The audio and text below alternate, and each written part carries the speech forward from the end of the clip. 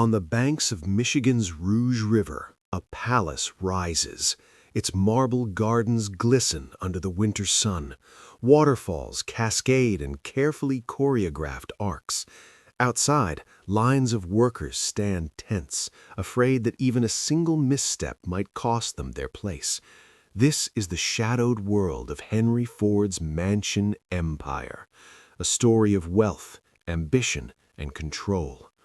Ford, the man who put the world on wheels with the Model T, built more than cars. He built empires, both of concrete and of authority.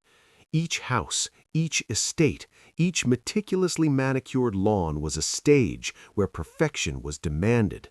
Gardens had to bloom symmetrically. Dinners had to follow invisible scripts. Families, wives, and children were expected to perform idealized roles. Yet behind these walls, the human cost was invisible to the casual eye. Servants could not fall ill. Workers were monitored. Private lives were cataloged and controlled. Even in splendor, freedom was limited, traded for order. Some of Ford's estates now shine like living museums. Others, left to time, crumble.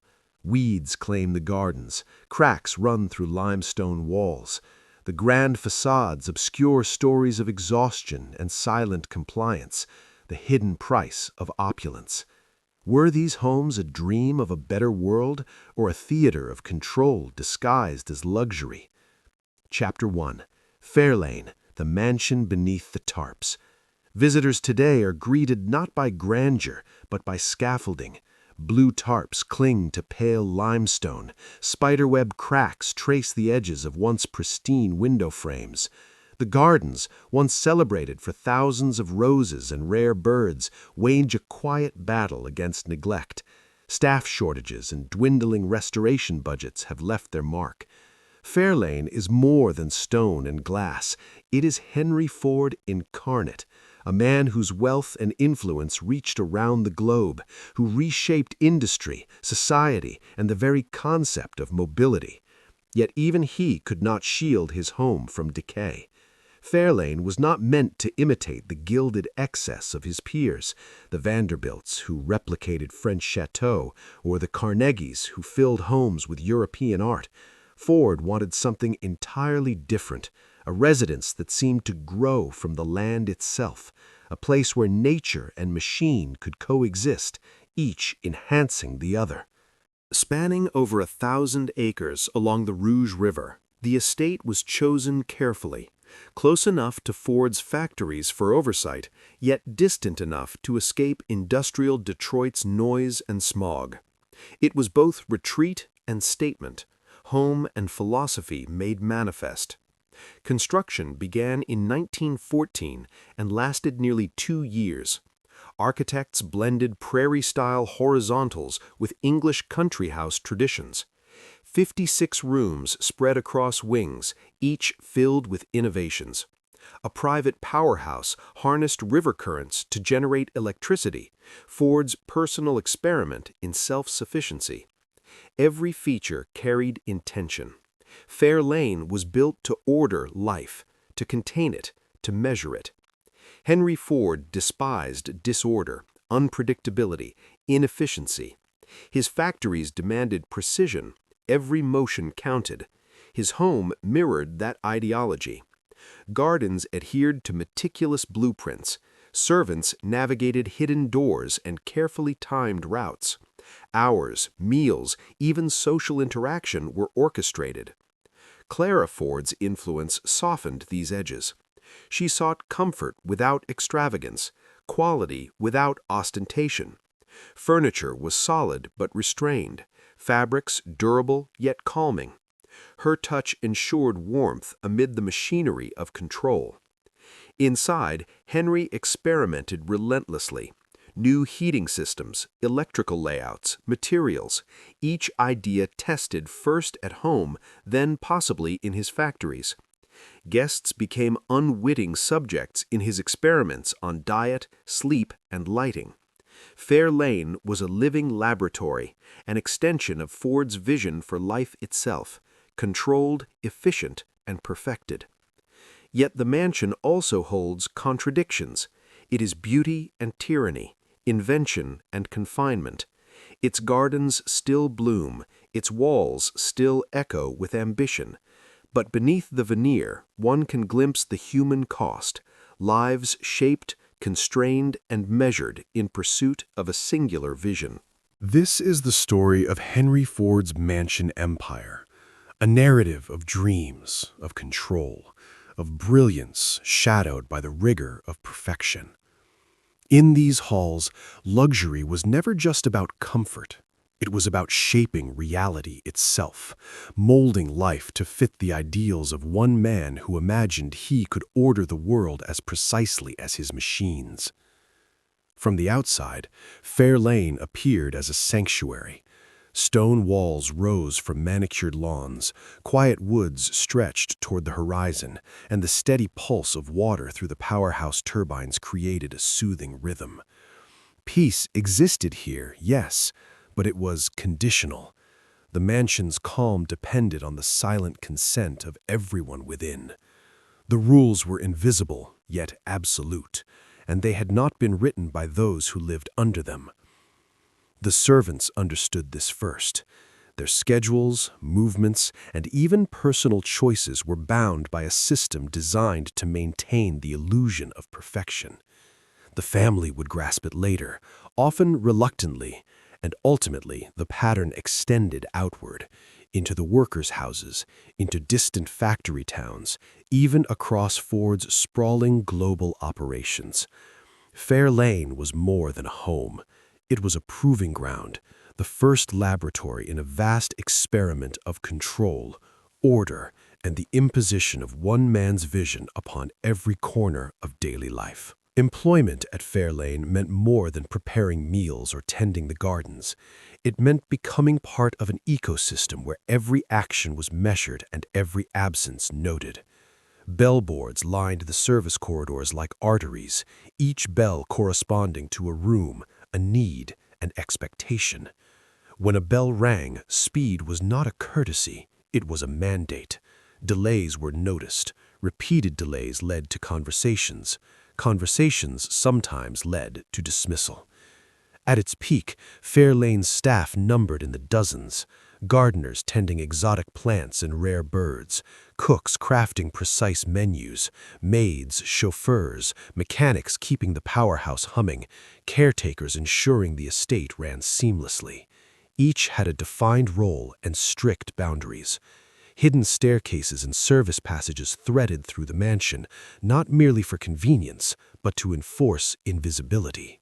Servants were to appear when summoned, execute their tasks flawlessly, then disappear without drawing attention. Their work was meant to be seamless, silent, almost imperceptible. Clara Ford softened the household's rigor.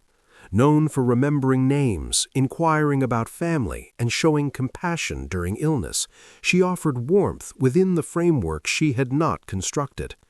The architecture of control, the schedules, rules, and philosophical underpinnings belonged to Henry. His obsession with order extended into the minutiae of daily life. Diet, sleep, and even leisure were governed by efficiency. The dining table featured meals that followed his theories: soy, grains, vegetables grown on the estate, fuel optimized for human performance. Personal preference was secondary. Leisure was never indulgent, it served productivity. Walks doubled as inspections, casual conversations reinforced industrial principles. Reading reinforced moral and intellectual discipline. Visitors left Fair Lane with conflicting impressions. Some described serenity, a welcome retreat from Detroit's chaos. Others felt invisible eyes, unrelenting evaluation. Beauty and comfort existed alongside tension, the quiet pressure that someone always was keeping score. Former employees' accounts collected decades later depict unpredictability wrapped in rigid structure. Ford's generosity existed: housing, financial support during hardship, birthday and anniversary recognition. Yet generosity came without guarantees. 1 month's favor could vanish over the smallest misstep. Rules were clear until they weren't. Loyalty could evaporate in an instant. Ford's system of control was not an anomaly, it was the blueprint. The estate was Ford's laboratory, testing how order could be imposed on households, how chaos could be tamed, and how human behavior could be shaped for efficiency. Outside its stone walls, the industrial experiment unfolded in parallel. The Rouge River plant expanded into one of the world's largest factories. But Henry was building another experiment between the mansion and factory, rows of houses for his workers. Small, identical homes, neat lawns, windows aligned, streets regimented. The residents did not design them. Ford did. If Fair Lane was private experimentation, these houses were the public iteration, applying household principles to hundreds of lives at once, blurring lines between employer and landlord until they vanished entirely. The houses themselves looked cataloged because, in essence, they were. Brick facades, small front porches, modest yards catching morning light. For immigrant families from crowded tenements, these streets were a revelation. Clean, safe, orderly, and just minutes from the factory, they represented a life unimaginable before. Take Tom and Anna, children of immigrants arriving in Dearborn in the early 1920s. They had endured overcrowded rooms, industrial fatigue, and meager wages. When handed the keys to their Ford house, Anna paused in the kitchen, speechless. Running water, a gas stove, an indoor bathroom, a small yard where children could play safely. It was more than a home, it was transformation made tangible. Yet the gift came with strings. Rent depended entirely on employment. Lose your job at Ford and you lost your home. There was no buffer between work and survival. Personal failure had immediate consequences. And control extended beyond mere employment. The Ford Sociological Department, serious, formal, and meticulously bureaucratic, sent investigators to visit homes, evaluating cleanliness, order, and adherence to moral and social codes. Life in the model streets was structured, monitored, and observed. It created stability, but it also instilled anxiety. Families lived under the silent scrutiny of their employer, knowing that any deviation from Ford's ideal could jeopardize security. Generosity was intertwined with control. Comfort existed, but always conditional. Homes were offered as rewards for compliance, for productivity, for conformity to the ideals of order imposed from above. In this sense, Fair Lane and the model streets were two sides of the same vision, one private, one public, one monumental, one modest, both driven by the belief that human life could be optimized, perfected, and regimented in the service of a singular philosophy. And whether in the echoing halls of Fair Lane or the tidy streets of Dearborn, the message was the same. Henry Ford's vision of order was not optional. Beauty, efficiency, and comfort were all present, but behind them lurked control, oversight, and constant evaluation. In this world, luxury existed alongside obligation, and freedom was always conditional. Fair Lane, the mansion that tamed chaos, and the model streets that extended its philosophy, together formed the architecture of an empire built not only on automobiles, but on the meticulous shaping of lives themselves. Investigators from the Ford Sociological Department did not simply inspect homes, they audited lives. Drinking habits, children's attendance at school, household budgets, church attendance, all became metrics in a system that blurred guidance with surveillance. What seemed a benign home visit quickly revealed itself as a measure of conformity. Ford's philosophy was clear. Higher wages meant little if squandered on indulgence or vice. Employees were expected to become not merely competent workers, but model citizens. The famous $5 day, a revolutionary wage for the era, carried invisible strings. Full eligibility depended on inspection approval. Homes had to meet exacting standards, and daily life had to conform to Ford's vision of proper American living. For some families, these visits felt supportive. Inspectors offered advice on nutrition, savings, domestic management, English lessons for recent immigrants, and guidance through the bewildering bureaucracy of early 20th century America. They connected struggling families to aid, mediated domestic disputes, and provided knowledge that could genuinely improve lives. But for others, the presence of these agents brought unease. The questions penetrated private spaces. How much was spent last month? Did the husband drink? Why were the children absent on Tuesday? The boundary between assistance and intrusion dissolved, leaving families constantly scrutinized. Neighbors learned to watch one another. A whispered complaint about a noisy lawn or a rumor about a family dispute could trigger a sudden inspection. Order was maintained, yes, but anxiety ran beneath it like an invisible current. One family on Tom and Anna's street learned this lesson harshly. The husband, dismissed after a minor assembly line dispute, triggered the loss of their home. Weeks later, they packed their belongings. The house, once a symbol of salvation, became a transient stop. Security in Ford's world was conditional, revocable, and always dependent on compliance. Yet the streets endured.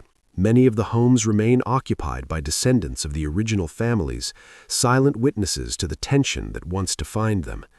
If these neighborhoods represented Ford's vision applied to hundreds, a grander experiment was already underway, this time involving thousands, far from Michigan, deep in the Amazon. The stone house on the shores of Lake St. Clair bore no resemblance to Fairlane.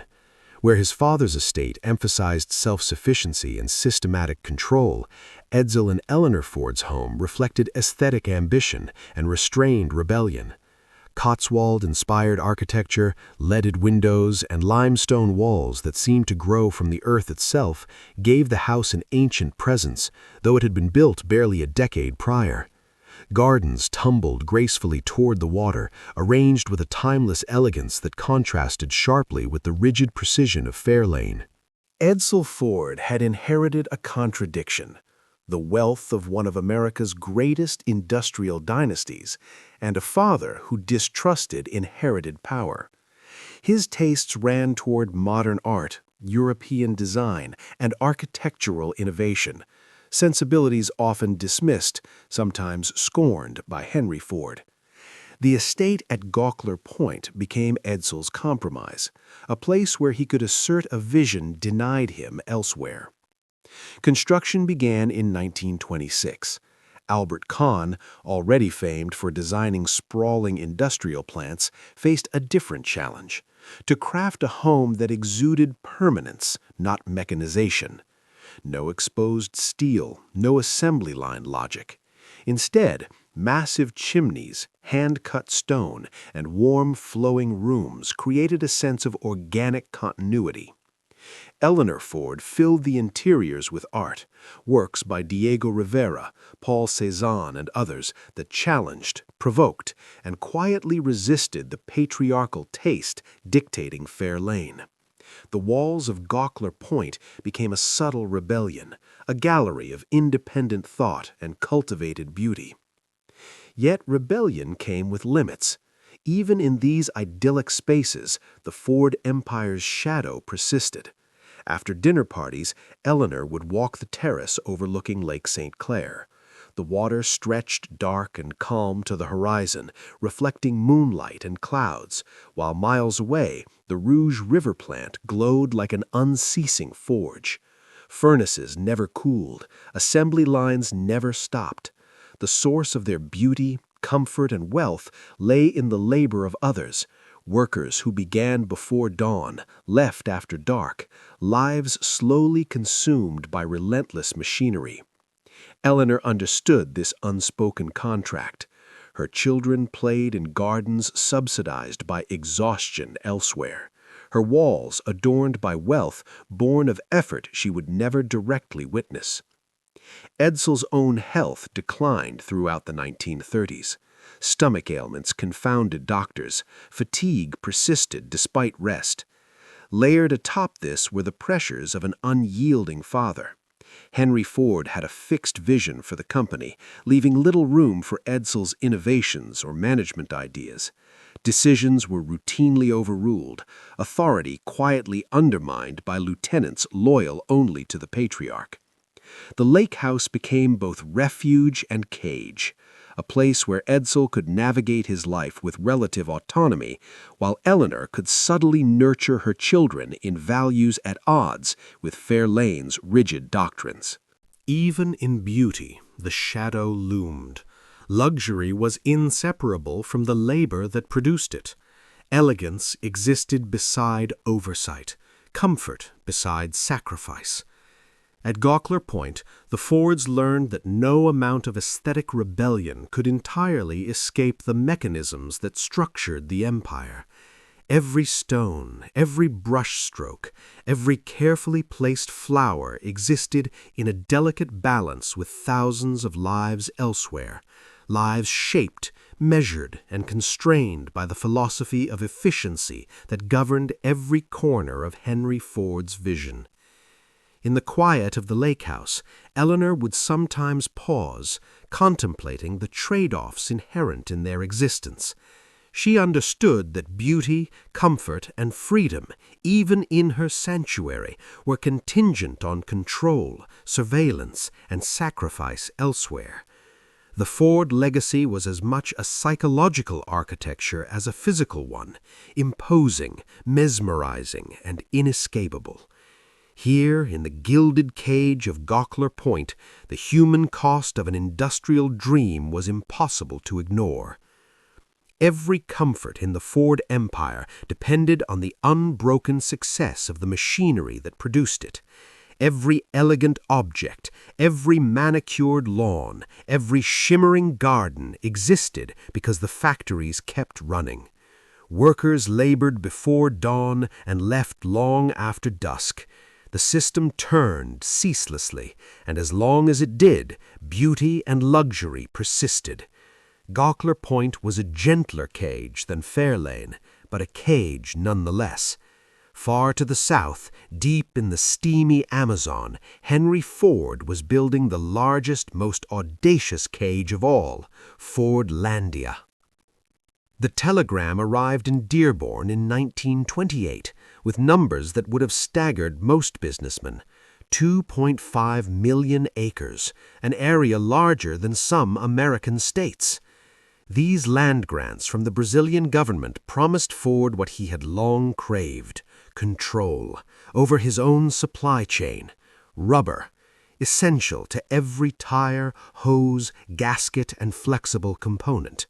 Until now, nearly all came from distant British and Dutch plantations in Southeast Asia. Prices fluctuated according to foreign markets, wars, and weather beyond his reach. To a man who had built an empire on self-sufficiency, dependence was intolerable. The solution was clear in Ford's mind: grow it himself.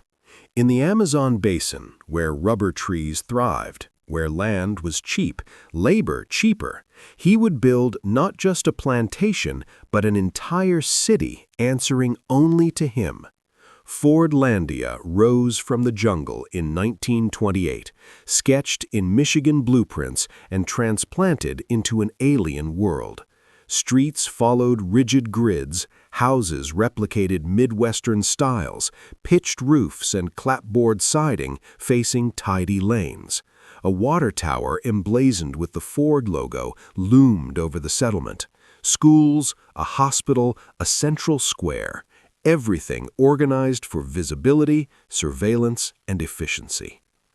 It was not merely production Ford sought. He aimed to transform lives. American methods, routines, and values were to be exported wholesale. The jungle, in his mind, was raw material awaiting order, the local population, labor to be refined. Joe arrived in 1929. His name is lost to history. He represents the countless tappers, cooks, and laborers whose stories survive only in fragments. Drawn by wages far above regional norms, he stepped off the boat into a town that seemed transported from Michigan. American houses, American meals, American rules. Cafeterias served oatmeal, whole wheat bread, canned vegetables, all foods Ford deemed efficient and healthful. Local dishes, fermented drinks, and communal traditions were discouraged or outright banned. Alcohol was forbidden. The Amazon's cantas, where workers socialized after grueling days, were replaced with square dances, poetry readings, and gardening competitions, wholesome diversions that felt staged under tropical heat. Work followed factory logic. Hours were fixed, tasks supervised, arrivals and departures recorded with mechanical precision. But the jungle had its own rhythms. Rubber trees were best tapped at dawn. American managers, schooled in assembly line thought, ignored these patterns. Yields suffered. Frustration mounted. Housing reflected hierarchy. American staff occupied larger homes on high, ventilated ground. Brazilian workers lived in smaller structures near stagnant water, where mosquitoes bred and malaria swept through neighborhoods. Architecture itself communicated rank, control, and subordination. Ford Landia was fair lane writ large, a domestic philosophy scaled over thousands who never consented to live inside it.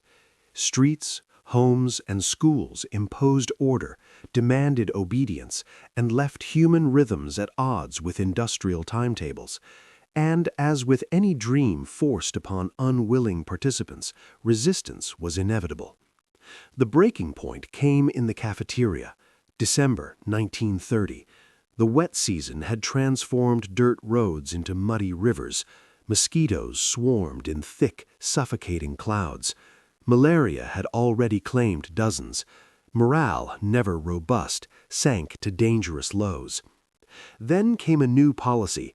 Meals would no longer be served at tables. Workers were to line up, receive food on trays, and eat in regimented shifts, factory logic applied to digestion. For men already exhausted by foreign routines, food they did not recognize, and supervisors who spoke no Portuguese, this change was intolerable. It was not just efficiency, it was humiliation layered atop months of dislocation and fatigue. Shouts erupted. Voices rose over the clatter of trays. Plates flew, tables overturned, windows shattered. Kitchen equipment became projectiles, clattering into the mud-slicked streets. The neat, controlled cafeteria dissolved into chaos. American managers, unprepared for the eruption, fled, some commandeering boats to watch the uprising from the river. For a few hours, the town defied the blueprint, a vivid reminder that human resilience could not be engineered. Brazilian military forces eventually restored order with rifles and discipline. No Americans died, though several were injured. Physical damage, broken glass, shattered furniture, overturned trays, was substantial but repairable. The real destruction, however, was intangible. The illusion of total control, carefully imposed from Michigan blueprints, was gone. Ford Landia's failure exposed a simple truth. People are not raw material. Workers could not be transformed into obedient cogs merely through design, diet, or schedules. Culture, environment, and human experience resisted imposition. The riot proved that efficiency, transplanted wholesale without regard for context, could fracture under the weight of lived reality. In the jungle, the lesson was bitterly clear. Even the vision of one of the most powerful men on Earth could not fully dominate the natural world, or the human one. Rubber trees could not be forced to yield on a Michigan timetable. Workers could not be compelled to live, eat, and play in ways that denied centuries of tradition. Ford's greatest experiment in control had met its limits, and the consequences were as vivid as the mud and blood-stained streets of the Amazon. Ford Landia stands in history as the ultimate manifestation of the Ford philosophy. Scaled to its extremes, beautiful in concept, brutal in practice, and ultimately revealing the human cost hidden beneath industrial triumph. The illusion of order, the belief that systems could override culture and environment collided with reality. In the rainforest, the dream of total control unraveled, leaving lessons in humility, defiance, and the enduring resistance of life itself. They were people with their own customs, their own pride, their own thresholds for control, and they would not submit quietly. The chaos went far beyond cafeteria lines or rigid rules. At the heart of Fordlandia, the very source of the project, rubber, was failing. A catastrophic error lay in planting design. In Southeast Asia, rubber plantations thrived in orderly rows, but with spacing designed to slow the spread of disease. These trees had been transported centuries earlier from the Amazon and grown in environments where pests and pathogens had long been controlled. In Brazil, however, South American leaf blight, a fungal disease native to the rainforest, had evolved alongside wild rubber trees. These trees grew in irregular clusters, naturally containing outbreaks. Ford's managers, inspired by Malaysian layouts, planted their trees in dense, perfect rows. The result was disaster. Disease spread unchecked from leaf to leaf, tree to tree. Branches blackened, leaves fell, groves sickened, entire plantations withered within a few seasons. Local workers and Brazilian agricultural experts had warned them, explaining the forest's logic, the rhythm of pathogens, the natural defenses of the jungle. Their knowledge was dismissed. Those making decisions in Dearborn knew factories, assembly lines, and machines, but tropical agriculture was alien to them, and more dangerously, they did not think they needed to learn. By the mid-1930s, Fordlandia was failing on every front. Production targets went unmet, costs escalated, and yields declined. The hospital treated wave after wave of malaria, dengue, and other tropical diseases faster than workers could recover. The American town in the jungle had become a monument to overconfidence. Ford's response was characteristically stubborn. He did not walk away. Instead, he doubled down. A second site, Belterra, was built on higher ground with soil deemed superior and a climate supposedly more favorable. Additional funds were poured in, new machinery shipped upriver. Managers arrived with fresh briefcases, fresh optimism, and the same blind faith in rigid systems. The pattern repeated almost immediately. Henry Ford himself never visited either site. From Dearborn, he issued orders based on filtered reports, photographs, and summaries from managers who often told him only what they believed he wanted to hear. To Ford, the jungle was abstract, lines on a map, numbers in a ledger, a problem solvable through the meticulous application of American principles. Meanwhile, those living in Fordlandia adapted as best they could. Workers smuggled alcohol past inspectors, families prepared traditional foods in secret, neighbors preserved their own rhythms and social networks beneath the imposed schedules. The town that was meant to reshape them became reshaped itself, a testament to the limits of control, standing stubbornly in a rainforest that refused to bend to factory logic. The empire Henry Ford had built began to age faster than anyone expected. On April 7, 1947, Henry Ford died at Fairlane. The irony was striking. The man who had constructed his own hydroelectric plant, who had demanded self-sufficiency, passed away by candlelight when flooding from the Rouge River knocked out the estate's generators. He was 83. Clara Ford followed less than 3 years later. Fairlane, once humming with meticulously orchestrated activity, fell silent. For a time, the Ford Motor Company maintained the estate, uncertain what to do with a 56-room mansion no one wanted to occupy. Eventually, Fairlane passed to the University of Michigan at Dearborn. The school lacked funds for proper restoration. Decades of deferred repairs mounted like unpaid debts. Water seeped through stone walls. Wooden beams rotted in hidden corners. Gardens, once Clara's pride, ran wild, tangling into a near-impenetrable wilderness. The powerhouse, emblem of Ford's attempt to master nature, stood silent, turbines rusted in place, its original purpose fading from memory. Fair Lane was not alone in decline. The Ford Rotunda, a massive exhibition hall that had welcomed millions, burned in 1962 during roof repairs. Photographs show smoke rising over Dearborn like a funeral for an era. Other landmarks vanished quietly. Factory buildings were demolished, worker housing was remodeled beyond recognition. One by one, physical traces of the empire were replaced by parking lots, low-rise offices, and strip malls, silent monuments to ambition erased. Ford Landia and Belterra continued to struggle in the Amazon. Disease, flawed planning, and the impossibility of imposing rigid systems on a living ecosystem prevented any meaningful success.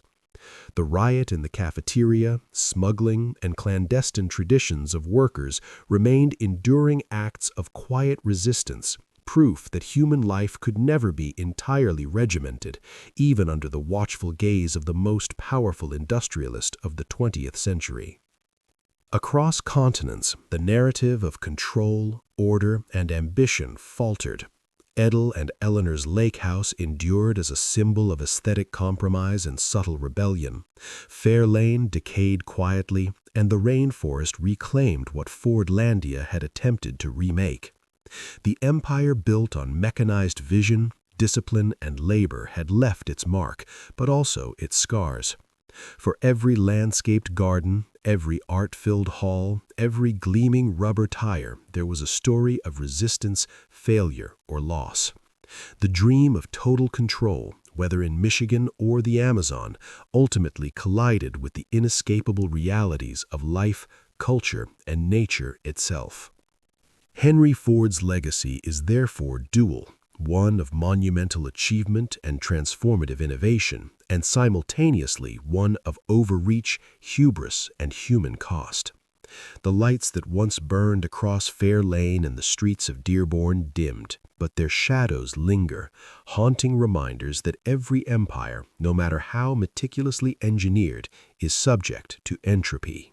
Entropy, rebellion, and the relentless unpredictability of the world it seeks to command.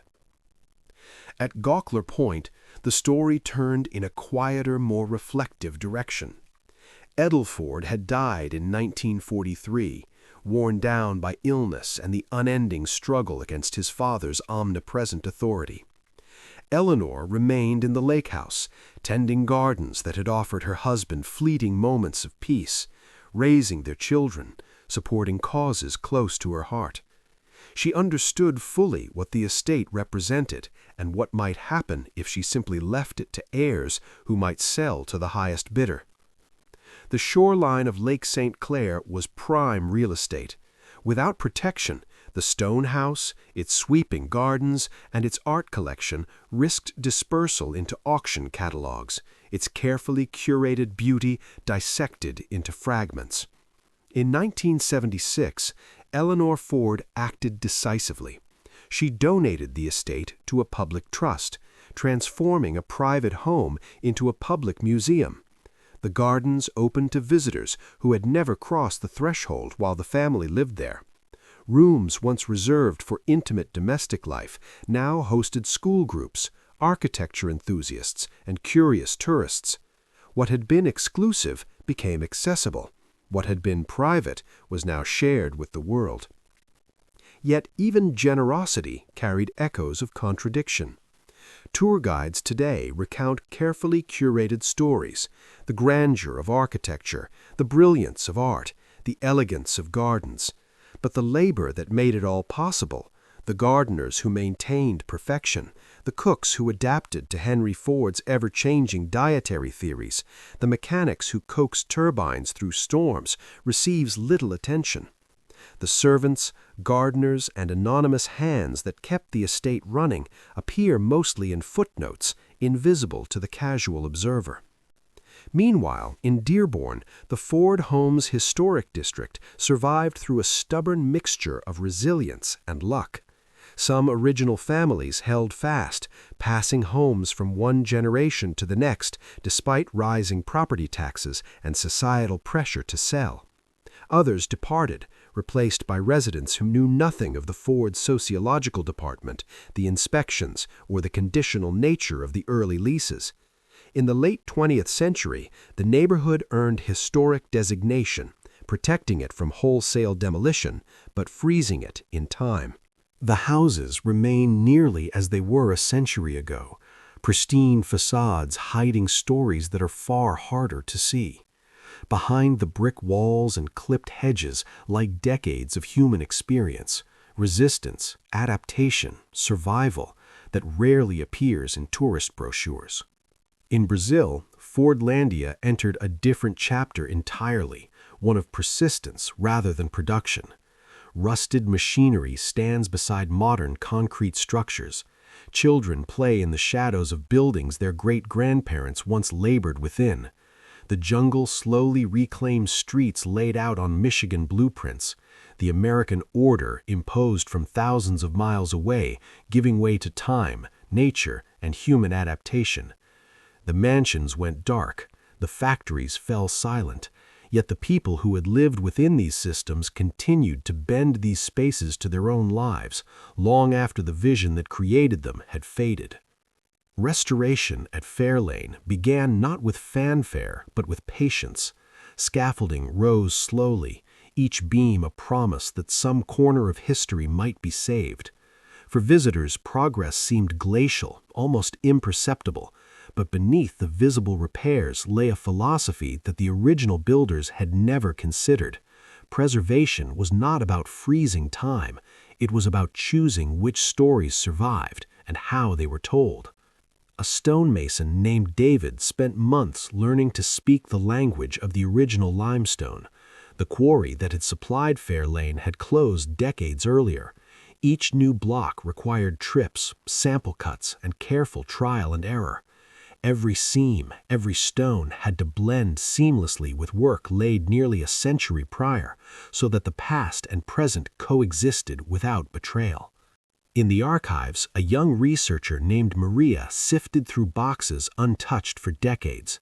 Letters from servants, invoices from local suppliers, work schedules listing who labored where, when, and for how much. The paper fragile, ink fading, pages threatening to crumble.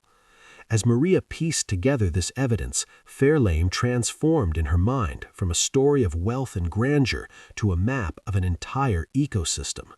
Gardeners who navigated Michigan winters and summers, cooks who adjusted meals to fit shifting dietary theories, mechanics coaxing turbines through storms, custodians keeping the house running. These names, once invisible, emerged from history's margins. The restoration team made a deliberate choice. They would tell all of it. Not only the architectural innovations and artistic achievements, but also the conditions and costs of maintaining them. Service corridors, once hidden, were incorporated into tours. Workers' stories appeared alongside owners. Fairlane became not a shrine to a single vision, but a chronicle of how that vision shaped and was reshaped by everyone it touched. This approach demanded resources far beyond typical preservation budgets. Oral histories captured memories at risk of vanishing. Community outreach identified former staff and their descendants. Educational programs invited visitors not to admire, but to engage with complex truths. Progress was painstaking precisely because it was inclusive, carefully incorporating voices that earlier generations had treated as background noise. Similar efforts emerged elsewhere. In the Ford Homes district, longtime residents began their own archival work. They recorded conversations with elderly neighbors who remembered inspections, rent policies, and the early days of the company streets. They photographed original details before renovations erased them. A retired auto worker named James became the unofficial historian of his block. He knew which houses retained original floor plans, which had been altered, and which families had stayed for generations. Through his dedication, the invisible history of the neighborhood gained a tangible form, preserving memory as faithfully as brick and mortar. Across continents, a subtle reclamation was underway. The mansions might grow quiet, the factories shuttered, the jungles reclaim streets designed by engineers thousands of miles away, but the human stories endured. Gardens were maintained, histories reconstructed, communities documented. Labor, life, and memory persisted, quietly asserting themselves against the erasure that industrial ambition, time, and nature imposed. History, as this ongoing work shows, is never static. The Ford Empire, once a vision of total control, becomes instead a canvas where the lives of those who inhabited it continue to leave their mark. Preservation is the act of choosing which threads to follow, which stories to illuminate, and which truths to share. And in doing so, these quiet labors ensure that the narrative of the Ford estates is no longer only about power, wealth, or industrial genius, but also about resilience, adaptation, and the enduring human presence behind every brick, every stone, and every tree. He carried stories of inspections passed and failed, of neighbors quietly helping each other survive layoffs, of the complex, sometimes contradictory emotions people felt toward a company that offered shelter while controlling how that shelter could be used. These projects, preserving Fair Lane, documenting the Ford homes, tracking Fordlandia, operated without fanfare, without institutional backing, no foundation grants, no glossy brochures. They were driven by people who understood on a visceral level that these histories mattered, even if no one had ever written them down. The work continues today, slow, underfunded, often invisible, but stubbornly alive. Every stone reset at Fair Lane, every oral memory collected from Dearborn, every photograph rescued from a family album amounts to a small act of reclamation. The buildings now belong less to the men who commissioned them and more to the people willing to care for them, to tell the full story of what happened inside those walls. And nowhere is this quiet transformation more surprising than in the jungle town Henry Ford abandoned. A place where, among the ruins of someone else's failed experiment, a community learned to live on its own terms. The water tower still bears the Ford logo. Rust softens its edges, sharp letters reduced to whispers of metal, yet the emblem remains visible from the river, a silent marker pointing toward a town that was meant to vanish but did not. Today, Fordlandia is home to roughly 3,000 people, not ghosts, not tourists, families waking in houses built for American rubber workers, sending their children to schools originally funded from Michigan, shopping in small stores occupying buildings that once served administrative purposes no one remembers. The town had been expected to die. In 1945, the Ford Motor Company sold the entire operation to the Brazilian government for a fraction of what it had spent. Executives in Dearborn wrote off the losses and moved on.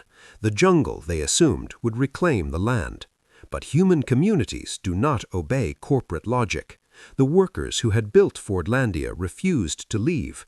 The houses remained, the hospital functioned, and the land, unsuitable for rubber, supported other crops. They stayed. Decades passed. American machinery rusted in place, too heavy to move, too expensive to repair, gradually absorbed into the landscape. Children grew up climbing abandoned warehouses, turning conveyor belts into balance beams, scaling the water tower their grandparents had helped construct. They learned history not from textbooks, but from the physical evidence surrounding them, daily reminders of a past they could touch. A teacher named Lucia, her students call her simply Professor, now leads lessons no curriculum in Dearborn could have imagined. She walks her students through the ruins, pointing out where rubber trees once stood before leaf blight destroyed them, tracing the hierarchy of houses along the hill, American managers above, local labor below. Her lessons are not about resentment, but understanding. She teaches them to see the past, acknowledge it, and then shape their own futures from its debris. Researchers, photographers, and journalists visit occasionally, drawn by Landia's strange status as a failed utopia. Photographers frame shots of decaying infrastructure intertwined with vines, capturing the collision of tropical growth and industrial ruin. Writers analyze hubris, colonialism, and the limits of corporate power. They arrive, they observe, they leave. The residents, however, have learned to host without yielding control of the narrative. Landia is not a museum. It is a living town where people work, argue over bills, celebrate weddings, and worry about their children's futures, independent of a corporate vision from nearly a century ago. Some buildings have found new purposes. A warehouse stores agricultural equipment. A former administrative office houses a small clinic. A structure once used for company meetings now hosts church services and community gatherings. The infrastructure of control has been quietly repurposed to serve the needs of its inhabitants, needs Ford's planners never considered because they never asked. The jungle, meanwhile, has proven more resilient than anyone in Dearborn predicted. Failed rubber groves are gradually being replaced with native species through reforestation projects. Young people who might once have left for distant cities now find work in ecological restoration, transforming the evidence of miscalculation into a living laboratory of recovery. Landia has become something Henry Ford would never have understood, a town that belongs to the people who live there, not to the company that built it. A place where control, no matter how total it seems, eventually meets limits. Back in Michigan, the lesson of adaptation is mirrored in the Ford Homes Historic District.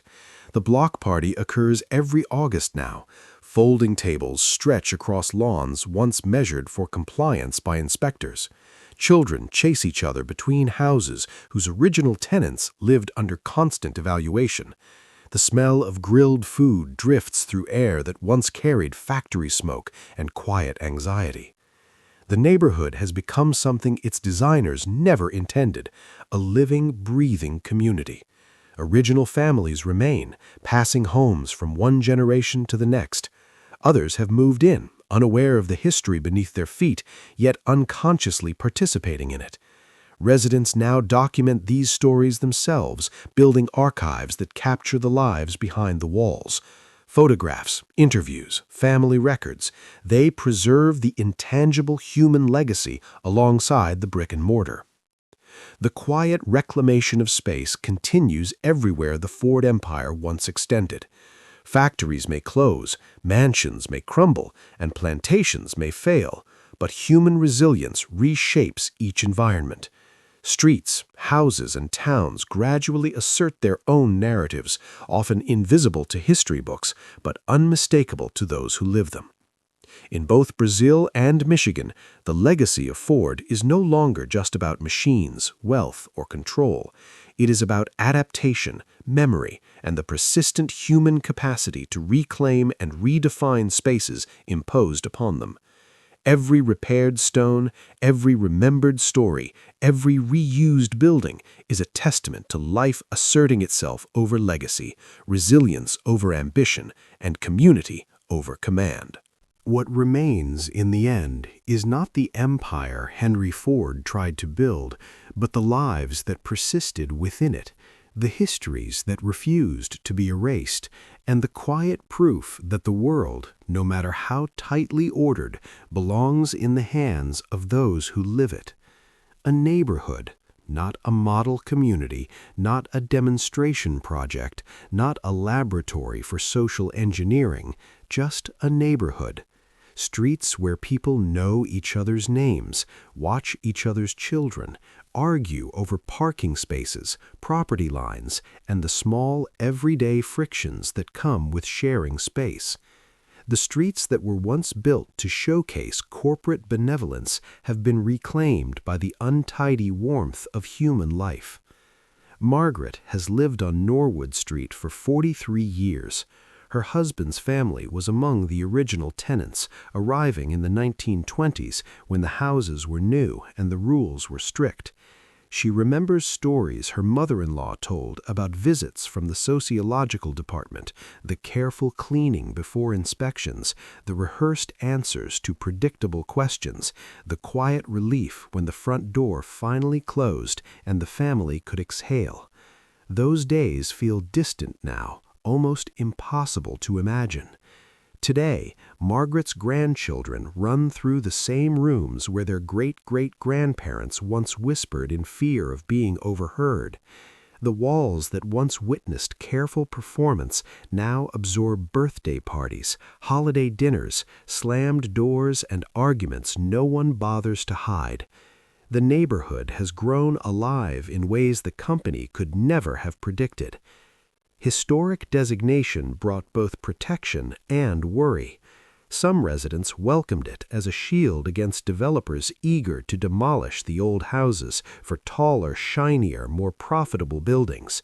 Others feared trading one form of control for another, worrying that their homes would be frozen in time and ownership constrained.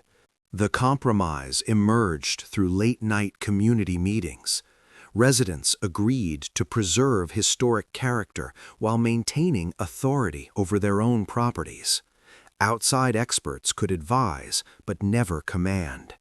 The neighborhood would honor its past without becoming a prisoner to it. Walking tours now thread through streets that once admitted only employees and their families. The guides tell stories company brochures never printed. They speak of wages that felt miraculous and inspections that felt suffocating. They recount the gratitude workers felt and the resentment they carefully hid. They explore the complicated inheritance of living in houses built by people who wanted to control how tenants lived, but never could. Robert leads one such tour every month. His grandfather worked at the Rouge plant for 31 years, walked these same sidewalks thousands of times, raised children in a house that was never truly his, no matter how long he paid rent. Robert discovered his grandfather's employee file in an archive, inspection reports, moral evaluations, detailed records of a private life treated as company property. At first, the file made him angry, then sad, then determined. He began recording interviews with elderly residents, capturing memories before they disappeared. The project grew into an informal archive, boxes of photographs, letters, documents stacked in his basement. A history assembled from fragments no institution had deemed worth preserving. Other residents contributed their own materials, pay stubs, family photographs, handwritten notes, pictures of families poosed stiffly in front of houses that symbolized both achievement and constraint. The collection had no official status, no climate-controlled storage, no institutional recognition. It existed because people decided their stories mattered. The neighborhood designed to demonstrate ideal living had, in practice, become a testament to how people actually lived, imperfectly, resiliently, and on their own terms, even when negotiating spaces imposed by others. Across the water, another Ford property was undergoing its own transformation, shifting from private sanctuary to public inheritance. From private club to shared memory. The gates that once admitted only the carefully selected now swing open for anyone who can afford a ticket. On Tuesday mornings, busloads of school children arrive at Gawkler Point, spilling onto pathways once designed for garden parties and diplomatic receptions. Their voices echo across lawns where Eleanor Ford once walked in quiet contemplation. Guides gather them into clusters, leading them through rooms filled with art most of their parents could never have imagined owning, past windows framing lake views worth more than city blocks. This was not the future the Fords imagined, but it was the future Eleanor chose once she understood what would happen without intervention. The 1976 donation came with strict conditions: no subdivision, no demolition, no conversion into condominiums or corporate offices. The house would remain whole, the grounds intact, the collection preserved in place. Crucially, the property would welcome visitors not as private guests of the family, but as beneficiaries of a public trust. The transition took years. Staff had to be hired, systems invented, compromises found between preservation and access. Some rooms proved too fragile for heavy foot traffic. Others needed careful modifications to accommodate visitors with disabilities. A house built for the comfort and privacy of one family had to be quietly redesigned for thousands of strangers who would flow through it year after year. Jennifer has worked as a docent at Ford House for 11 years. She recalls her first tour in the Great Hall, nervous about explaining the lives of people whose worlds seemed impossibly distant from her own. Over time, her approach evolved. She moved away from reciting dates and design details toward guided conversations. Now she asks questions as often as she answers them. She invites visitors to consider what it meant to live surrounded by beauty while knowing exactly where it came from. The Rivera painting in the dining room becomes a doorway to discussions of labor, industry, and the human cost behind cultural achievement. The lake view opens dialogue about access, privilege, and who benefits from beauty. The modest servant quarters tucked out of sight reveal the workforce that sustained the elegance above. Some visitors find these conversations uncomfortable. They arrive ready to admire chandeliers and carved stone, not to confront the labor and surveillance that made such luxury possible. Jennifer navigates this resistance with care, offering complexity without forcing conclusions. She lets the house's contradictions speak for themselves. School groups, in particular, disrupt the reverence adults bring. Their laughter, questions, and curiosity cut through centuries of curated silence. They remind everyone that history is not static. It is lived, experienced, and reshaped by those who encounter it.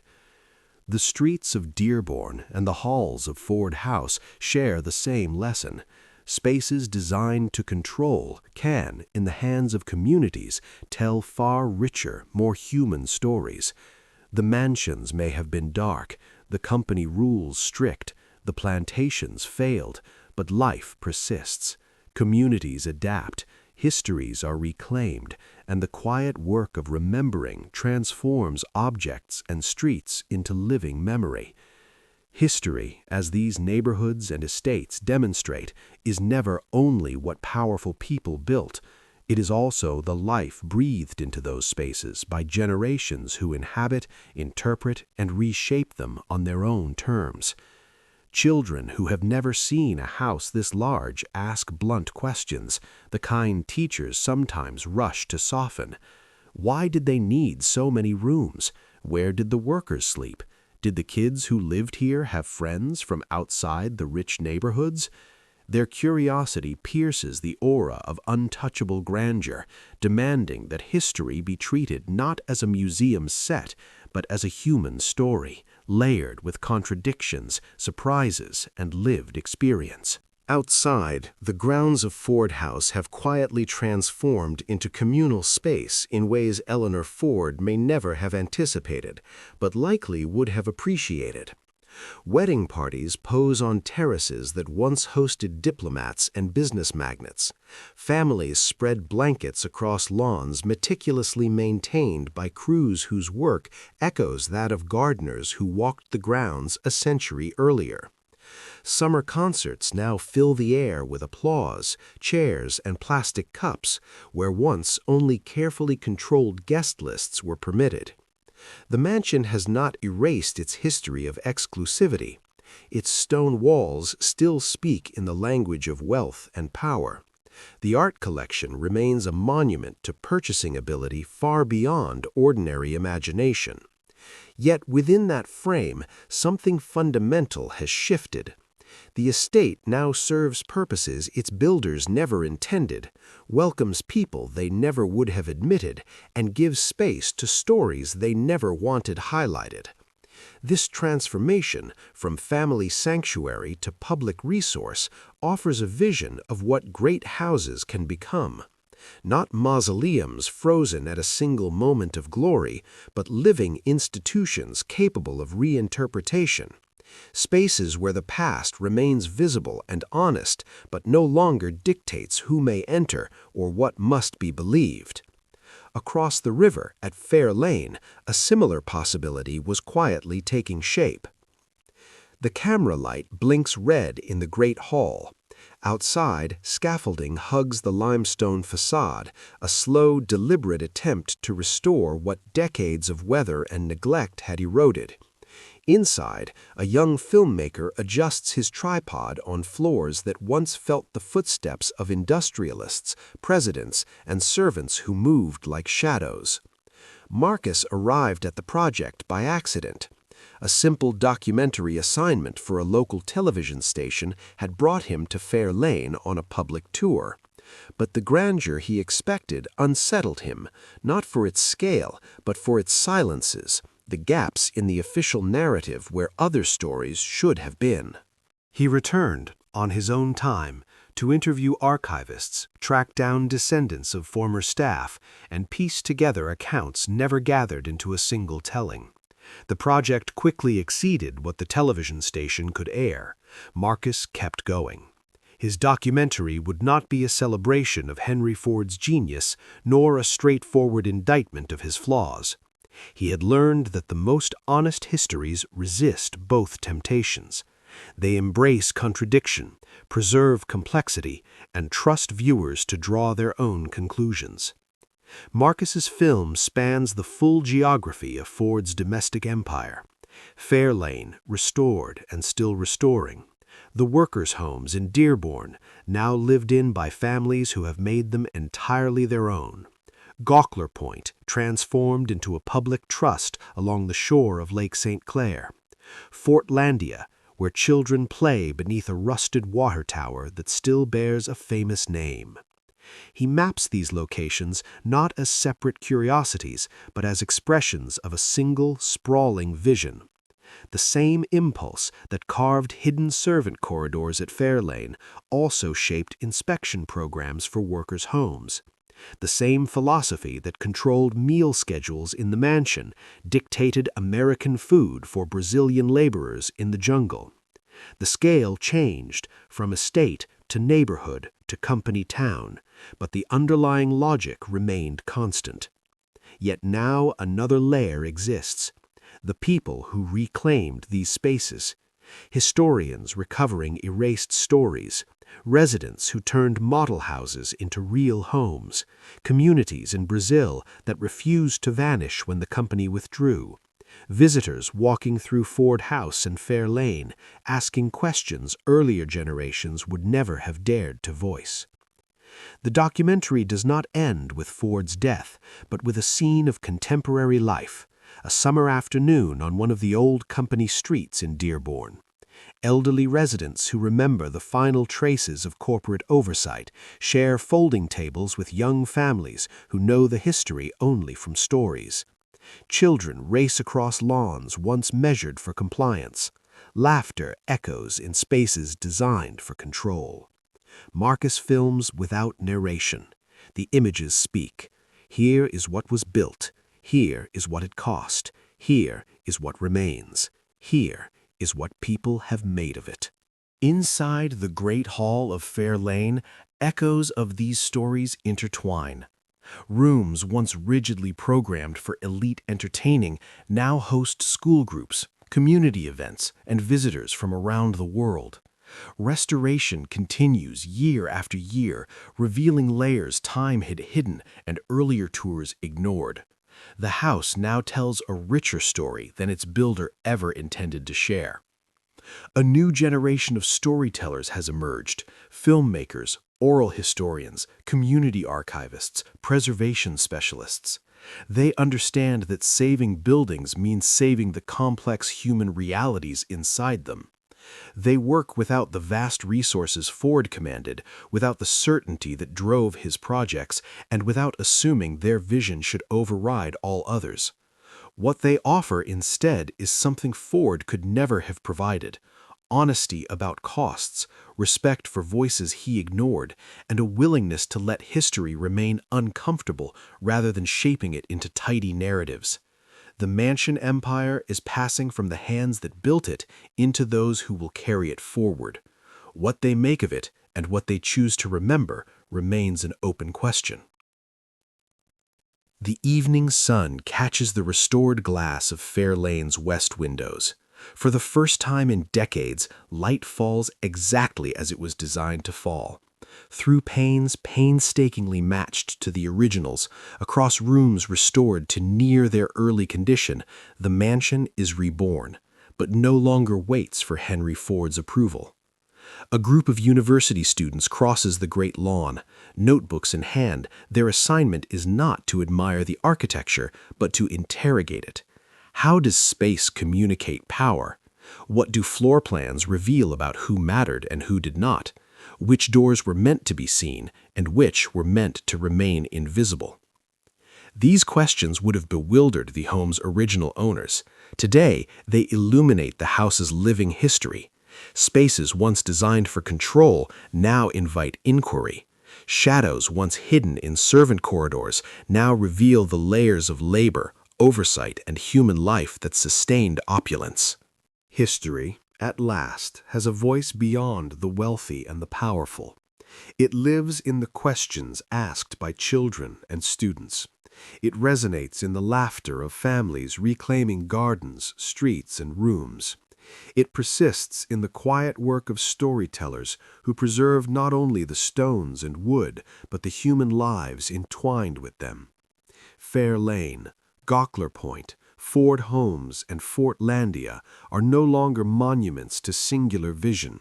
They are living narratives. They show what happens when control meets resilience, when ambition meets adaptation, and when the spaces designed to impress finally belong to the people who inhabit them. The light in the windows is no longer just illumination. It is revelation. History seen, felt, and questioned, alive. What once would have seemed impertinent, children asking blunt, piercing questions, teenagers examining floor plans for hidden meaning, now forms the backbone of a semester's study. At Fair Lane, the powerhouse hums again. Its turbines, restored by engineers who treated the work as both historical preservation and practical training, channel electricity from the Rouge River just as Henry Ford intended. Yet the purpose has shifted. Classrooms light up, archives hum with computers, workshops come alive with the curiosity of students and visitors. What was once a monument to one man's self-sufficiency now powers the learning of thousands each year. In Dearborn, the sun slides below rooftops that have outlived their original purpose. Porch lights flicker on in houses built as instruments of control, now ordinary homes. The sameness once enforced, identical setbacks, regulated paint colors, meticulously approved landscaping, has given way to personal taste and human imperfection. One yard grows vegetables, another overflows with a chaotic collection of ceramic figurines no sociological department would have approved. A third has been poured in concrete for basketball, the hoop slightly crooked, the painted lines fading under scuffed shoes. Children, oblivious to the inspection visits and conditional tenancies their ancestors endured, chase balls until called inside. Doors slam. Homework arguments erupt. Laughter bounces off walls that once held only tension. The rules of old exist only in fading memories and archived documents. The houses remain. The surveillance has ended. At Gawkler Point, Lake St. Clair mirrors the last amber of day. Visitors linger on the terrace where Eleanor Ford once paused, looking toward distant factory fires. The view has changed. Fewer smokestacks punctuate the horizon, more trees stand in quiet rebellion. Yet the water moves with the same patient rhythm that shaped her evenings. On the lawn, a wedding party poses for photographs. The couple knows something of the house's storied past, but chooses the site for its beauty, not its pedigree. Guests wander through gardens once strictly private, pausing over flowers their grandparents could not have seen. The estate has shifted from boundary to backdrop, a setting for new rituals rather than a symbol of inherited authority. Meanwhile, in the Amazon, night drapes Landia in darkness. The water tower disappears into the black, its Ford logo invisible until dawn. Below, scattered lights mark homes where families gather around dinner tables and televisions, bars where workers relax despite prohibitions that ended long before their grandparents were born, and schools where tomorrow's lessons will include the curious history of why this settlement exists at all. Control leaves ruins, but not empty ones. The jungle reclaims abandoned plantations, yet people plant new crops between old rows. Rivers slowly erode powerhouses, yet engineers return to stabilize what can still be used. Time softens the edges of strictest designs. The weight of ordinary lives bends the most rigid plans. What endures is not the vision of a single architect, but the accumulated choices of everyone who came after. Fair Lane continues its slow, patient restoration. The workers' houses in Dearborn quietly evolve into ordinary neighborhoods with extraordinary backstories. Ford House opens its doors to generations of visitors, offering questions its builders never anticipated. Landia remains inhabited, improbable, resilient. Each of these sites is a monument not to imposed dreams, but to human persistence, creativity, and adaptation. Inside Fair Lane, the brass doorknob at the main entrance glimmers in morning light. It has been turned perhaps 1,000,000 times. Hands in white gloves during formal dinners, calloused palms delivering supplies, trembling fingers before important meetings. The metal has worn smooth where decades of arrivals and departures left traces of hope, fear, and expectation. This morning, a docent named Sarah polishes the knob before the first tour. No rule demands it, no checklist requires it. She does it because the gesture connects her in a tangible way to every hand that has touched this surface before. Industrialists and servants, family members and strangers, the powerful and the forgotten. She thinks of hands. Henry Ford's, reportedly never losing the roughness of his farm boy youth despite immense wealth. Clara's, arranging flowers in vases to soften cold stone halls. Maids' hands scrubbing floors before dawn. Gardeners pruning roses under the heavy summer sun. Chauffeurs gripping steering wheels, waiting hours for instructions that might never come. The doorknob remembers none of this, and yet remembers all. Objects absorb history without comprehension. They persist while people come and go. Generations vanish and memories shift. This doorknob will outlast Sarah, just as it outlasted Henry Ford, just as it will outlast today's visitors who brush past it without a thought. Humans, however, are not objects. We remember selectively, interpret constantly, revise our stories repeatedly. The narratives surrounding Fair Lane have evolved with each generation. Henry Ford's contemporaries saw a monument to American ingenuity. Later generations saw a fortress of power, control, and exclusivity. Today, visitors, students, and historians see complexity, a space that embodies ambition, labor, privilege, failure, and reclamation all at once. The lights in the restored rooms glow warmly against the limestone walls. They illuminate the textures of history, the carved wood, the polished brass, the stone pathways worn by footsteps from the past. They also illuminate the present, the curious eyes of students, the whispered conversations of archivists, the laughter of families exploring gardens. History is no longer a frozen spectacle. It is active, layered, and participatory. Fair Lane, the streets of Dearborn, Ford House, Landia, each tells the same story through different forms. Control can impose order, but life persists. People bend spaces to their own rhythms. Communities rewrite architecture. Shadows of labor and care intertwine with stone and wood. What remains is both tangible and ephemeral. Walls, doorknobs, gardens, streets, and the human stories that continue to inhabit them. This is the lasting legacy of Henry Ford's mansion empire, not merely the buildings he commissioned, but the lives shaped within and around them, the histories reclaimed by those who refuse to be erased. What survives is not what he built alone, but what others over generations have made of it and continue to make today. Later critics saw evidence of megalomania and control. Modern interpreters try to hold both truths at once, acknowledging achievement without ignoring cost, admiring engineering while naming the harm. The same process unfolds across the former mansion empire. In the workers' houses of Dearborn, descendants sift through family legends and discover prosperity wrapped in conditions their grandparents rarely spoke aloud. At Ford House, curators revisit labels, asking which voices have been amplified and which were pushed to the margins. In Ford Landia, residents shape identities that acknowledge the American episode without letting it define them. Memory is not preservation. Preservation freezes a moment, holding it in place against the erosion of years.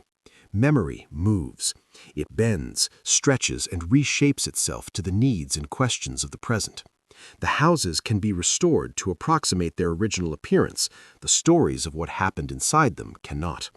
Perhaps that is the mansion empire's most important lesson. Control fails not merely because systems break, workers resist, or jungles reclaim plantations. Control fails because meaning cannot be frozen. Every generation reinterprets what it inherits. Every community reshapes the spaces it occupies. Every visitor who passes through a door carries their own understanding and leaves one with a new one. Henry Ford sought environments that would shape behavior permanently, houses to make workers orderly, estates to model refined living, company towns to turn jungle populations into productive Americans. The structures often worked as designed. The programming of minds never fully did. People adapted, resisted, subverted, endured. They carried their own habits and beliefs into rooms intended to correct them. They maintained identities inside systems designed to erase them. They told stories that contradicted official records. They waited out the empire, and then they reclaimed what remained. Sarah finishes polishing the brass doorknob at Fair Lane's entrance and steps back. It gleams, ready for the day's first hands, families, students, historians, curious strangers. Each will touch this same metal, cross the same threshold, and carry away a different sense of what the house is and what it means. The door swings open. Morning light spills across the entrance hall. Another day begins at Fair Lane, and the story shifts again, subtly, with every person who enters and every person who leaves. The mansion empire has become something its builder never imagined, not a frozen monument to one man's vision, but an ongoing conversation among all who lived, worked, and now reflect upon it. A child stands in the great hall, neck craned back, trying to comprehend the ceiling. Her classmates have already scattered, leaning over fireplaces, tracing carvings on window frames, counting patterns in the wooden floor. She lingers, eyes wide, pinned by the sheer scale surrounding her. How big does a house need to be? No worksheet prompts this. No docent plants the thought. It emerges from the room itself, pulled from the air by a space so far removed from everyday life that the mind reaches for explanation and finds only more questions. Her teacher notices and crouches to meet her gaze. "What are you thinking?" she asks. The girl gestures vaguely, circling the air with her hand. The walls, the ceiling, the room itself. Why did they need all this room? That question echoes through every corner of Ford's mansion empire. The 56 rooms at Fair Lane, the stone house on Lake St. Clair, the rows of workers' homes aligned like products on an assembly line, the town carved from the Amazon jungle. Each structure answers a hidden question about how life should be organized, and when seen honestly, provokes the same response from today's visitors. Why this way? Who decided? What did it cost? The answers are neither simple nor comfortable. Ford sincerely believed in improvement, in the power of environment to shape behavior. Well-designed systems could, in his view, eliminate waste, vice, even suffering. Wages at his plants transformed lives. Company houses provided running water, heat, and indoor bathrooms to families who had never known them. Hospitals and schools in Landia treated real illnesses and educated real children, regardless of underlying motives. Yet belief does not erase consequence. The sociological department intruded into private lives, however generous pay envelopes might have been. Conditional housing hung over families like a quiet threat. One argument at work, one bad report, and home could vanish. The imposition of American customs on Brazilian laborers parried the message that one culture counted while the other needed correction. The mansion empire was never simply good or bad, it was both, in proportions too complex to measure with a single verdict. The houses bear evidence for every interpretation: beauty and coercion, generosity and intrusion, comfort and anxiety. Archives preserve documents that pull in opposing directions. Descendants carry memories that refuse to flatten into neat summaries. What remains is less a verdict than an invitation. The places exist. The records can be read. New stories emerge as new researchers ask new questions. Anyone seeking to understand what Ford built and what it meant for those who lived within his designs can visit, listen, debate, and decide for themselves. The child in the Great Hall will not resolve this today. She will drift back to her group, explore more rooms, hear more names and dates, eventually board a bus returning her to her own small house on an ordinary street. But something has lodged in her mind, a tiny shift in perspective.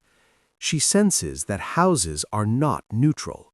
The rooms we inhabit reveal what builders believe about themselves and about everyone else. Architecture is always also an opinion, a statement of values and power. Perhaps she will return, older, with questions of her own.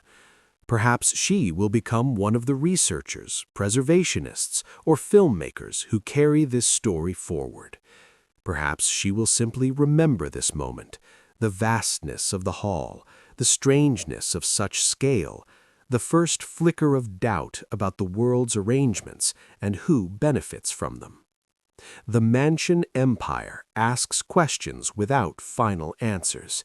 Each generation responds according to its own values, fears, and beliefs about what humans owe one another. The child glances at the ceiling for one last second. Then she runs to rejoin her classmates, leaving the great hall to its echoing quiet, to its memories, its scars, and its patient waiting for the next person who will stand in that same spot. The brass doorknob gleams. The walls hum with history. Outside, the streets of Dearborn, the lawn at Ford House, and the water tower in Landia all await new eyes, new hands, new questions. Life, as always, persists. Order, imposed by vision, bends to ordinary people, ordinary choices, ordinary resilience. What remains is not Henry Ford's singular vision. It is the living, ongoing dialogue between builders, residents, visitors, and storytellers, each adding their own chapters to a narrative that refuses to be fixed in time. And so the mansion empire endures, not in perfection, not in control, not in authority, but in dialogue, memory, and the unending work of interpretation, generation by generation, hand by hand, question by question. The lawyer's office in downtown Detroit bears no trace of grandeur. Fluorescent lights hum overhead. Worn carpet buckles near the door. A conference table, scarred by decades of tense negotiations, dominates the room. Yet the papers spread across its surface reach far beyond these modest surroundings, connecting marble halls, jungle plantations, and narrow streets where workers once lived under constant scrutiny. Catherine sits across from the attorney, scanning documents that will determine the fate of a small house in Dearborn. Her grandmother purchased it in 1952, 7 years after Ford sold the worker housing to individual buyers. 3 generations have lived within its walls. Now Catherine must decide whether to keep it, sell it, or donate it. The property's market value has multiplied roughly 100-fold since the original deed was signed. She is far from alone. Across the former empire, descendants confront inheritance decisions that extend well beyond arithmetic. What does it mean to own a fragment of history? What responsibilities accompany it? Which stories are embedded in the walls? Who has the right or the duty to tell them? Catherine's grandmother rarely spoke of the early years, inspection visits, the unease of living under standards never fully explained but always enforced, the whispers about the sociological department, the quiet wave of relief when the houses were sold and owners could paint doors any color they wished. Memories had emerged only as fragments, scattered comments Catherine collected without grasping their weight. Now, holding the deed, she finally senses the magnitude. Ownership transforms the relationship entirely. The house that once served as an instrument of corporate oversight became, through purchase, a site of family autonomy. Her grandmother did not merely buy bricks and mortar, she bought decision, freedom, and the power to say no. She bought liberation from the conditions that had governed the property since its construction. Now Catherine faces the question, what will she do with that freedom? Developers have approached her more than once, offering sums that would transform her financial life. The lot itself, they insist, is worth far more than the aging house upon it. They speak in the language of opportunity, upgrades, density, unlocking value. They discuss square footage, zoning, potential subdivisions. They do not speak of inspections, anxiety, or the history embedded in these walls. Other inheritors have made different choices. Some have placed preservation easements on their properties, legally binding commitments to protect historic features even if the home is sold. Others have donated homes to historical societies or community land trusts, trading private control for public access. A few have opened their doors for tours, becoming informal curators of family archives, guiding visitors through rooms layered with inherited stories. There is no single right answer. The houses of Ford's empire are too numerous, too varied, too scattered across cities and continents for uniform solutions. Each inheritor must weigh personal needs against historical significance, immediate pressure against long-term preservation, private rights against collective memory. Slowly, quietly, a loose network is forming. Descendants find one another online, exchanging scans of old inspection reports, pay stubs, and correspondence. Local gatherings bring owners together to compare notes on maintenance, zoning disputes, and preservation strategies.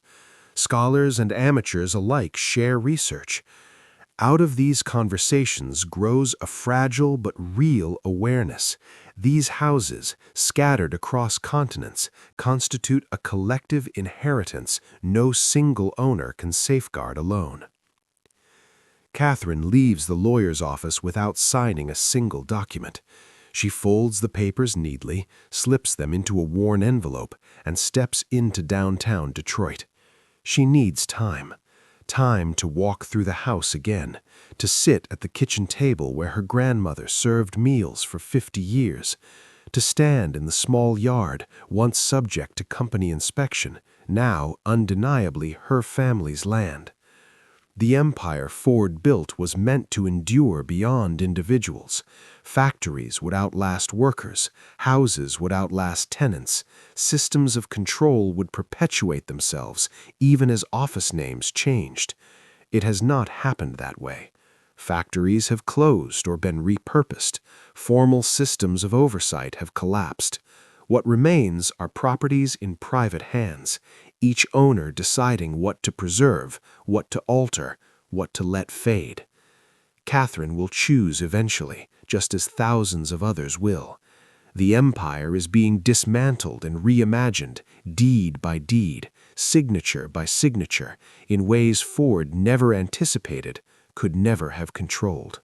David, the graduate student, pauses often. Correlation is not causation, he reminds his seminar audience. Similar forms can emerge from entirely different motives.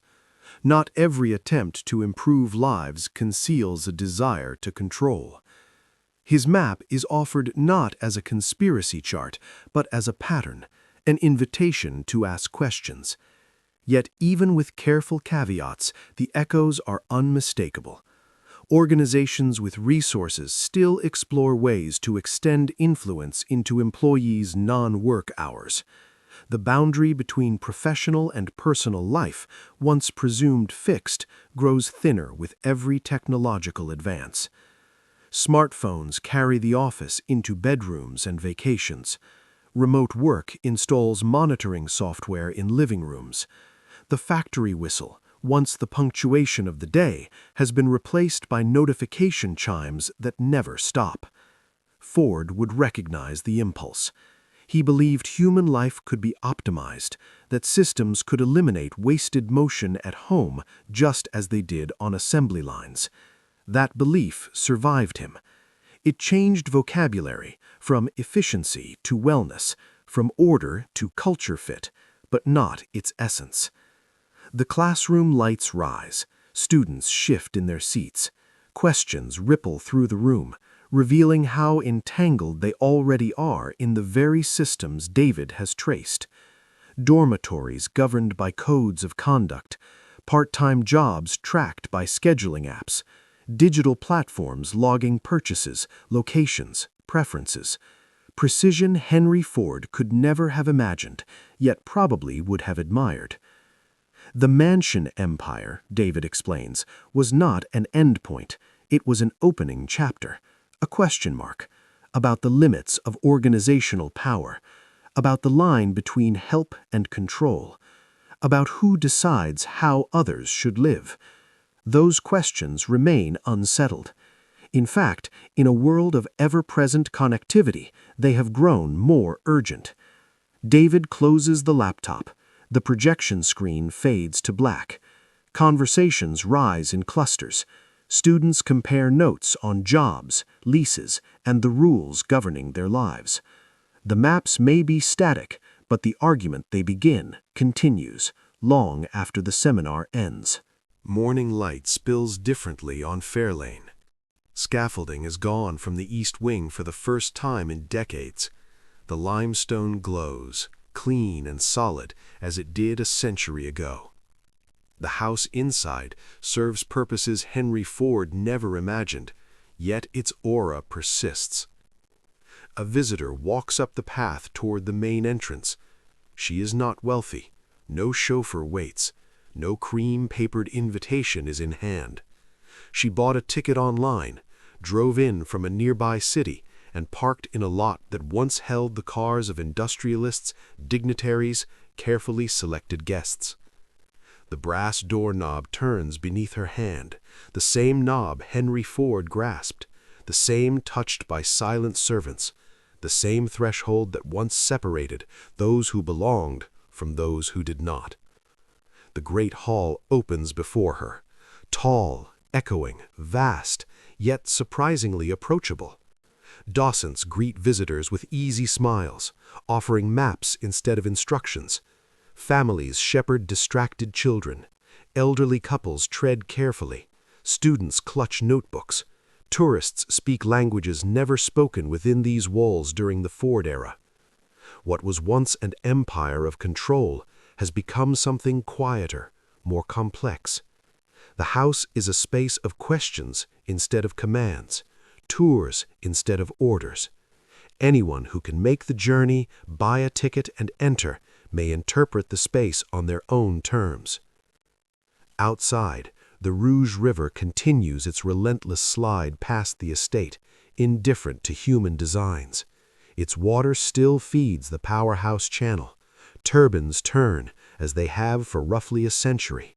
The system Ford designed endures, but its output has changed hands.